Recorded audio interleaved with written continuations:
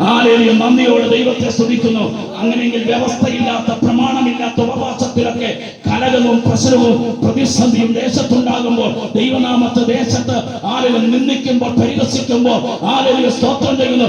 ഈ ദിവസങ്ങളിൽ ദൈവമക്കളായിരിക്കും നീയും ഞാനും. ഈ ദിവസങ്ങളിൽ വചനത്തിന്റെ വ്യവസ്ഥയിൽ കൂടെ കടന്നു പോകുന്നെങ്കിൽ ഏത് മലയും, ഏത് പ്രതിസന്ധിയും, ഏത് ആഭിചാരവും, മന്ത്രവാദവും, ശകുനവാദവും നിന്നെ വിട്ട് പോകുവാനിടയായി തീരുമെന്ന് ദൈവത്തിന്റെ ആത്മാവ് വ്യക്തമായി വിളിച്ചു പറയുന്നു.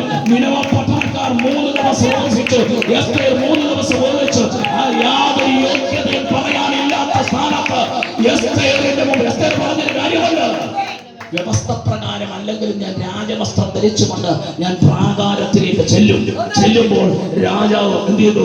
ഹല്ലേലൂയ, സ്തോത്രം ചെയ്തു. നോക്കണേ, ഉപവസിച്ച് 3 ദിവസം ഒന്നും കഴിക്കാതെ ഇവൾ രാജവസ്ത്രം ധരിച്ചുകൊണ്ട് പ്രാകാരത്തിലേക്ക് ചെന്നപ്പോൾ, ഹല്ലേലൂയ, നോക്കണമേ, ബ്യൂട്ടി പാർലറിൽ പോയി മറ്റ് സഹോദരിമാർ സൗന്ദര്യ വസ്തുവൊക്കെ പെരട്ടി നല്ല സൗന്ദര്യമുള്ളവരെ ചെന്നിട്ടും രാജാവിന് അവരെ കണ്ടിട്ട് ഇഷ്ടപ്പെട്ടില്ല.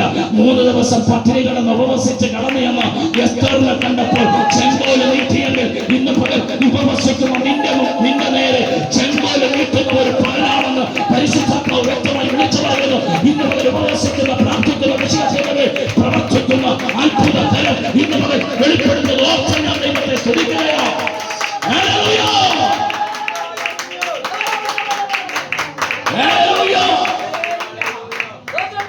നമ്മൾ വായിച്ച വചനം ഇതാണ്: നിങ്ങൾക്ക് കടുകുമണിയോളം വിശ്വാസമുണ്ടെങ്കിൽ ഈ മലയോട് ഇവിടെ നിന്ന് നീങ്ങിപ്പോകാൻ പറഞ്ഞാൽ നീങ്ങിപ്പോകും. ഈ ചിലപ്പോൾ നമ്മള് ഈ സ്ഥലം പറയാത്തത് കൊണ്ട് ഈ മല പോകത്തില്ല കേട്ടോ. കടലിൽ പോയി വീഴാൻ പറഞ്ഞാൽ അങ്ങനെ പറയണം, സ്ഥലം പറയണം. പോകുമെന്ന് പറഞ്ഞാൽ അങ്ങോട്ട് പോകാനാ. കടലിൽ പോയി വീഴാൻ പറഞ്ഞാൽ അത് കടലിൽ പോയി വീഴും.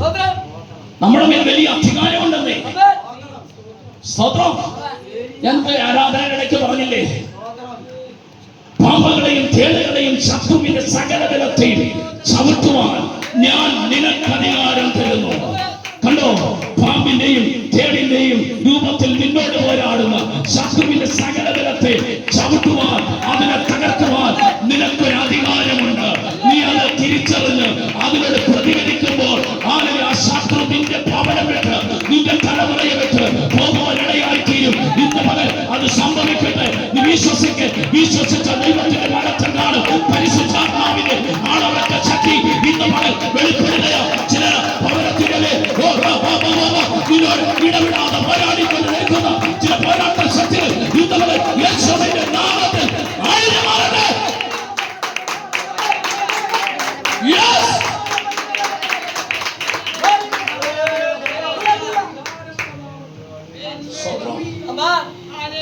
വചനം പറയുന്നു, ഈ ജാതി നീങ്ങി പോകത്തില്ല. ഈ ലോകത്തിൽ ഈ കാലഘട്ടത്തിൽ അനേക ജാതിയുണ്ട്, മനുഷ്യൻ തിരിച്ച ജാതികളുണ്ട്. പക്ഷെ ആ ജാതിയെ കുറിച്ചല്ല സുവിശേഷത്തിൽ യേശു പറഞ്ഞത്. പ്രാർത്ഥനയാലും ഉപവാസത്താലും അല്ലാതെ ഈ ജാതി നീങ്ങിപ്പോകത്തില്ല. ജാതി എന്ന് ഉദ്ദേശിക്കുന്നത് അവിശ്വാസത്തെയാണ്, അല്ലേ? അവിശ്വാസം വരുമ്പോഴാണ് പിശാച് വരുന്നത്.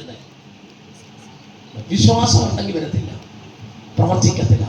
യേശു നമ്മളെ വിടുവിക്കും എന്നൊരു വിശ്വാസം ഏത് പ്രതിസന്ധിയിൽ നിന്നും ഏത് പ്രതികൂലത്തിൽ നമ്മളെ പുറത്തു കൊണ്ടുവരുന്നു വിശ്വസിച്ചാൽ അത് സംഭവിക്കും. ദൈവപ്രവൃത്തി വെളിപ്പെടും. പക്ഷേ അവിശ്വാസം വന്നാൽ ഈ ജാതി നീങ്ങിപ്പോകത്തില്ല. ഞാൻ തമിഴ്നാട്ടിൽ സ്തോത്രം ചെയ്യുന്നു. പൊള്ളാച്ചി എന്ന സ്ഥലത്ത് മീറ്റിങ്ങിന് പോയപ്പോൾ ഈ ക്രമീകരണത്തെ കുറിച്ച് പ്രസംഗിച്ചപ്പോൾ, ഈ വചനം പ്രസംഗിച്ച് വായിപ്പിച്ചപ്പോൾ അവർ അവിടെ വായിക്കുന്നത് ഇങ്ങനെയാണ്: പ്രാർത്ഥനയാലും ഉപവാസത്താലും അല്ലാതെ ഈ ജാതി പിശാച്. അങ്ങനെ തമിഴിൽ എഴുതിയിരിക്കുന്നത് ജാതി പിശാച്. അവിടെ വ്യക്തമായിട്ട് എഴുതിയിരിക്കുക. ജാതി എന്ന് എഴുതിയിട്ട് പിശാച് എന്നോട് എഴുതിയിട്ടുണ്ട്. ഈ ജാതി പിശാച് പോകത്തില്ല. സ്തോത്രം ചെയ്യുന്നു. അങ്ങനെയെങ്കിൽ കഴിഞ്ഞ ഒരു മാസക്കാലം അത്ഭുതകരമായി കഴിക്കുവാൻ ആഹാരം, കൊടുക്കുവാൻ വസ്ത്രവും, പാർക്കുവാൻ ഭവനവും, സഞ്ചരിക്കുവാൻ വാഹനവും ഈ ഭൂമിയിൽ വെച്ച് നിനക്കും എനിക്കും ലഭിക്കേണ്ട സകല നന്മയും തന്ന് നിന്നെ നടത്തിയ ദൈവത്തിന് നന്ദി പറയുന്നു. ഉപവാസത്തോടെ നന്ദി പറയുന്ന പകല ഏത് സാഹചര്യത്തിലും നീ ആയിരിക്കുന്നത്, ഇന്ന് പകൽ ആ സാഹചര്യത്തിൽ നിന്നും ഒരു വലിയ മാറ്റം സംഭവിക്കുകയോ ഇന്ന് പകൽ വന്നതുപോലെയല്ല. നീ മടങ്ങിപ്പോകുമ്പോ നിന്റെ തലമുറയുടെ മേലെ മാറ്റമുണ്ടാകും, നിന്റെ മേലെ മാറ്റമുണ്ടാകും, നിന്റെ ഭവനത്തിന് മേലെ മാറ്റമുണ്ടാകും, നിന്റെ മണ്ണിന്റെ മേലെ മാറ്റമുണ്ടാകും, നിന്റെ സാമ്പത്തിക മേഖലയിൽ മാറ്റമുണ്ടാകും. ലഭിക്കേണ്ട നന്മ നിന്റെ ഭവനത്തിനകത്ത് ലഭിക്കാൻ തുടങ്ങിയ നിന്നോട് പോരാടുന്ന കലകത്തിന്റെ ആത്മാവ് ഇന്ന് മുതൽ അഴിഞ്ഞു മാറുകയോ ഇന്ന് മുതൽ മടങ്ങി നിന്നെ വിട്ട് പോയവർ സന്തോഷത്തോട് മാനസാന്തരത്തോട് മടങ്ങി വരാൻ പോകുകയോ നിന്റെ തലമുറകൾ മടങ്ങി വരാൻ പോകുകയോ നീ യാത്ര ചെയ്യാൻ പോകുകയോ.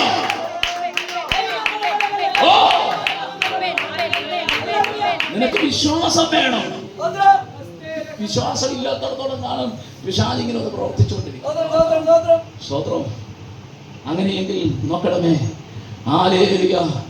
നെഹമ്യാവ് ഉപവസിച്ചപ്പം പറയുന്നത്, ഞാനും എന്റെ പിതൃഭവനും, 1-ാം അധ്യായത്തിൽ, ഞാനും എന്റെ പിതൃഭവനും പാപം ചെയ്തു. ഞാനും എന്റെ പിതൃഭവനും പാപം ചെയ്തു, നിന്നോട് ഏറ്റവും വഷളത്വം പ്രവർത്തിച്ചിരിക്കുന്നു. നമ്മുടെ പാപമാണ് ദൈവത്തിന്റെ കരം നീണ്ടുവരാത്തത്.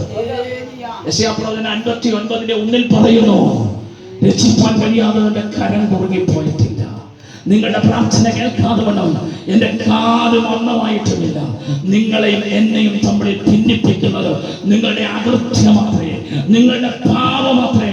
അപ്പോൾ നമ്മൾ പറയും, രക്ഷിക്കപ്പെട്ട് സ്നാനപ്പെട്ട് യേശുവിന്റെ രക്തത്താൽ കഴുകൽ പ്രാപിച്ച ദൈവ പൈതലല്ലേ നീ ഞാനും, പിന്നെ ഞങ്ങളെവിടെ പാപം ചെയ്യുന്നത് എന്ന് നമ്മൾ ചിന്തിക്കും. പക്ഷേ ഈ ഭൂമിയിൽ നമ്മൾ ആയിരിക്കുന്നിടത്തോളം ഒക്കെ നമ്മളെ പാപത്തിൽ ആക്കിക്കളഞ്ഞ് നമ്മുടെ ചിന്തയിലും പ്രവൃത്തിയിലും നിരൂപണങ്ങളിലൊക്കെ കളങ്കം വരുത്തിയിട്ട് ദൈവത്തിൽ നമ്മളെ അശുദ്ധരാക്കി ദൈവത്തിൽ അകറ്റിക്കളയാൻ പിശാച് കളഞ്ഞു പരിശ്രമിക്കുമ്പോൾ ഇന്ന് പകൽ ദിനംതോറും നമ്മുടെ പാപങ്ങളെ ഏറ്റുപറയുന്ന അനുഭവം, കുറവുകളെ ഏറ്റുപറയുന്ന അനുഭവം ഉണ്ടെങ്കിൽ ശത്രു നിന്റെ മേൽ ദയവെടുക്കുവാൻ ഇടയാകത്തില്ല. പിശാചിന്റെ അവകാശം എപ്പോ വരെ നിന്റെ മേലുണ്ടോ അപ്പോ വരെ അവൻ അവകാശം പറഞ്ഞുകൊണ്ടിരിക്കും. എന്നാൽ ഇന്ന് പകലും ഏറ്റുപറയാൻ തയ്യാറാണെങ്കിൽ യേശുവിന്റെ രക്തം മുഖാന്തരം അവൻ കഴുകി നിന്നെ ശുദ്ധമുള്ളവനാക്കും. അതാണ് യോഹന്നാൻ ലേഖനം 1-ാം ലേഖനം അതിന്റെ 1-ാം വാക്യം, 1-ാം അധ്യായത്തിലെ 7-ാം വാക്യം ഇങ്ങനെ വായിക്കുന്നുണ്ട്, അവൻ വെളിച്ചത്തിൽ നടക്കുന്നത് പോലെ നിങ്ങളും വെളിച്ചത്തിൽ നടക്കുന്നുവെങ്കിൽ നമുക്ക് നമ്മളിൽ കൂട്ടായ്മയുണ്ട്. യേശു വെളിച്ചമാണ്. യേശു വെളിച്ചത്തിൽ നടക്കുമ്പോൾ നിങ്ങളും വെളിച്ചത്തിൽ നടക്കുന്നുവെങ്കിൽ നമുക്ക് നമ്മളിൽ കൂട്ടായ്മയുണ്ട്. സ്തോത്രം. അപ്പൊ യേശു നമ്മുടെ കൂട്ടായ്മ വേണമെങ്കിൽ യേശു നടക്കുന്നത് പോലെ നടക്കണം. നടപ്പ് പ്രവൃത്തിയെ കാണിക്കുന്നത്. സ്തോത്രം ചെയ്യുന്നു. നിങ്ങൾക്ക് പാപമില്ല എന്ന് പറയുന്നുവെങ്കിൽ നിങ്ങളിൽ സത്യമില്ല. വായിച്ചാ വായിച്ച് യോഹന്നാന്റെ ലേഖനം 1-ാം അധ്യായം 7-ാം വാക്യം, അവൻ വിളിക്കുന്നത് പോലെ നിങ്ങളും വെളിച്ചത്തിൽ നടക്കുന്നുവെങ്കിൽ നമുക്കെന്ന് പറഞ്ഞാൽ യേശുവിനും നമുക്കും കൂട്ടായ്മയുണ്ട്. അവന്റെ പുത്രനായിരിക്കുന്ന യേശുവിന്റെ രക്തം സകല പാപവും പോക്കി നമ്മെ ശുദ്ധീകരിക്കുന്നു. നമുക്ക് പാപമില്ല എന്ന് പറയുന്നുവെങ്കിൽ കണ്ടോ, നമ്മെ തന്നെ വഞ്ചിക്കുകയാ. കണ്ടോ, സത്യം നമ്മളിൽ ഇല്ലാതെയായി. നമ്മുടെ പാപങ്ങളെ ഏറ്റു പറയുന്നുവെങ്കിൽ കണ്ടോ, ഏറ്റു പറയുന്നെങ്കിൽ മാത്രമേ ഉള്ളൂ. അവൻ നമ്മോട് പാപങ്ങളെ ക്ഷമിച്ച് സകല അനീതിയും പോക്കി നമ്മെ ശുദ്ധീകരിപ്പാൻ തക്കവണ്ണം വിശ്വസ്തനും നീതിമാനുമാകുന്നു. കണ്ടോ, നമ്മളെപ്പോഴാണ് നമ്മുടെ കുറവുകളെ ഏറ്റു പറയുന്നത്, അവിടെയാണ് ദൈവത്തിന്റെ കരം നീണ്ടുവരുന്നത്. നാം പാപം ചെയ്യുന്നെന്ന് പറയുന്നത് അവനെ അസത്യവാദിയാക്കുന്നു. അങ്ങനെയെങ്കിൽ നമ്മുടെ പാപങ്ങളെ ഏറ്റു പറയാനൊരു അവസരമാണ്. ഇത് യോഹന്നാൻ ലേഖനം എഴുതുന്നത് ജാതികൾക്കല്ല, സഭയ്ക്കാണ് ലേഖനം എഴുതുന്നത്. രക്ഷിക്കപ്പെട്ട് സ്നാനപ്പെട്ട് ദൈവകൃപയിൽ നിൽക്കുന്ന വിശ്വാസികളോടാണ് യോഹന്നാൻ പറയുന്നത്. അങ്ങനെയെങ്കിൽ നമ്മുടെ ഈ നോട്ടത്തിൽ, നടപ്പിൽ, ഇരിപ്പിലും, ചിന്തയിലും, പ്രവൃത്തിയിലും, നിരൂപണങ്ങളിലൊക്കെ കുറവുകളുണ്ട്. നമ്മൾ ഏറ്റുപറയുമ്പോഴാണ് ദൈവം നമ്മുടെ അവന്റെ വിടുതലിന്റെ കരം നീണ്ടുവരുന്നത്. ഹല്ലേലൂയ. അതിനുള്ള സമയം വേർതിരിക്കുകയാണ്.